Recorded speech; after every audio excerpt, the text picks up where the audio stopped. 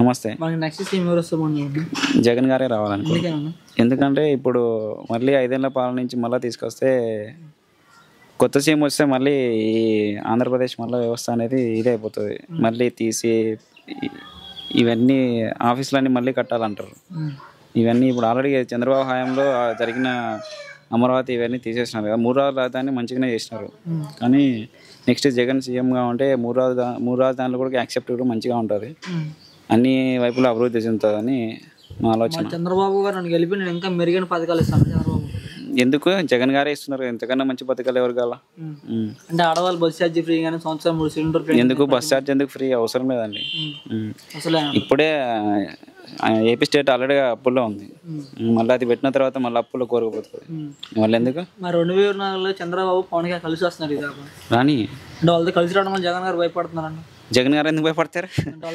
ఇప్పుడు పొత్తులు ఉన్నాయి కదా. పొత్తులు ఎవరికి ఉన్నాయి? జగన్ గారికి అయితే పొత్తులు లేవు కదా, సింగిల్గానే వస్తున్నాడు. మరి పవన్ కళ్యాణ్ ఎందుకు మళ్ళీ అన్నాడు వైసీపీ గొడ్డలిప్పి కొడతారు, ఒడ్లు కొడతాను? కొట్టి చూడమనండి, కొట్టనిలేండి, తప్పేముంది? కొట్టాలి కదా, అది కూడా చూడాలా. చంద్రబాబు అన్నాడు విద్యార్థులకి మంచిగా చేస్తున్నాడు. చంద్రబాబు చెప్పండి. చంద్రబాబు గారు 170 గెలుస్తాం, పులిందో కూడా మేమే గెలుస్తాం. ఎవరు? చంద్రబాబు గారా? గెలిచినామండి, సర్వే ఉందిగా. సర్వే ప్రకారం 60 సీట్లు వస్తే చాలు. 60 సీట్లు వస్తే చాలు అంటారు. మళ్ళీ జగన్ గెలుస్తారంట. జగన్ గారే కావాలి కంపల్సరీ. అంటే చంద్రబాబు గారు జైలుకి పోవడం కారణం జగన్ కక్షపూరంగా పెట్టించారు జైల్లో అంటున్నారు. కాదు, అతను చేసిన తప్పుల పనుల వల్లే జరిగినది. స్కామ్ వల్లే చేశారు. అంతే కదా, స్కామ్ చేశారంట. అంతే కదా. స్కామ్ చేయాలన్నారు చంద్రబాబు. స్కామ్ చేయకుంటే నేను జైలుకి ఎందుకు పోతారండి? అంటే కక్షపూరంగా పెట్టించారు. కక్షపూరంగా ఎవరు పెడతారు? సీఎం గారు పెడతారు. అంటే అంతకుముందు జరిగినవన్నీ తీసేసి బయటికి తీసుకొచ్చా కదా అవన్నీ చేసినవి. ఓకే, మళ్ళీ జగన్ గారు వస్తే బాగుండు. అవును, కంపల్సరీ. చెప్పండి. జగన్ వస్తే బాగుంటుంది. ఎందుకని? పథకాలు పెట్టినాడు కదా. జగన్ వచ్చిన మీ పథకాలు ఏమంది? జగన్ వచ్చాక మీ పథకాలు ఏమంది అంటున్నాను. 45 ఏళ్ళ మహిళలు అందింది. మా ముస్లిం పింఛన్ వస్తుంది.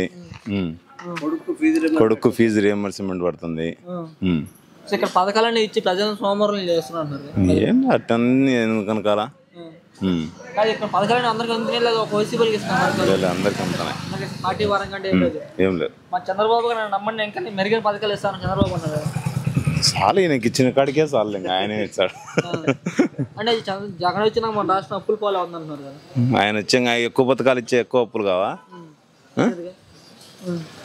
మళ్ళీ మీ జగన్ వస్తే బాగున్నాడు. మా చంద్రబాబు పవన్ గారు కలిసి వస్తున్నాడు. వాళ్ళతో కొత్తిమీర వస్తున్నాడు కదా. వాళ్ళతో కొత్తిమీర రావడం వల్ల జగన్ గారు భయపడుతున్నారండి. అది మనకు తెలుసు, పెద్దలకే తెలుసు. ఓకే, మీకే మళ్ళీ జగన్ వస్తే బాగున్నాడు. ఇక్కడ మీ ఎమ్మెల్యే గారు గెలుస్తారు మళ్ళీ? గెలుస్తారు. ఎవరు మీ ఎమ్మెల్యే? రామరెడ్డి. ఓకే, నెక్స్ట్ ఎవరు వస్తే బాగున్నాడు? జగన్మోహన్ రెడ్డి. ఎందుకని?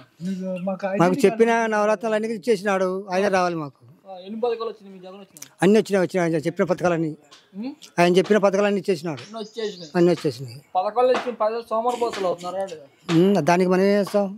ఆయన చిన్న డబ్బు ఇచ్చినాడు, మనం ఏదో చేసేదానికి ఆయన చేస్తాడు. అన్ని కారణం మనమే. ఆయన ఏం మంచి చేసినాడు. చంద్రబాబు ఇంకా మెరుగైన పథకాలు వేస్తా అన్నాడు. ఆయన చెప్పేది చేసింది ఈయన కరెక్ట్. జగనే కరెక్ట్. చంద్రబాబు అన్నాడు. చంద్రబాబు నమ్ముతా మళ్ళా? చంద్రబాబు నమ్ముతారా మళ్ళా? నమ్మకూడదు. ఓకే, జగన్ రౌడీ పార్టీ గుండా పార్టీ అంటున్నారు. అట్టుందా? అంటారు సరిపోయిన వాళ్ళు. మనం ఎందుకంటాం? మనకు మంచిగా ఉన్నాడు. మంచిగా ఉంది అంటే మన వరకే తెలుసు కాదు. ఇక్కడ పథకాలు తీసుకుని ప్రజలు సోమరిపోతాలు అవుతున్నారంట.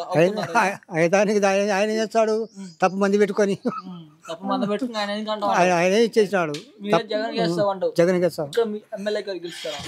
రామరెడ్డి గెలిచారా? రామరెడ్డి గెలుస్తారు.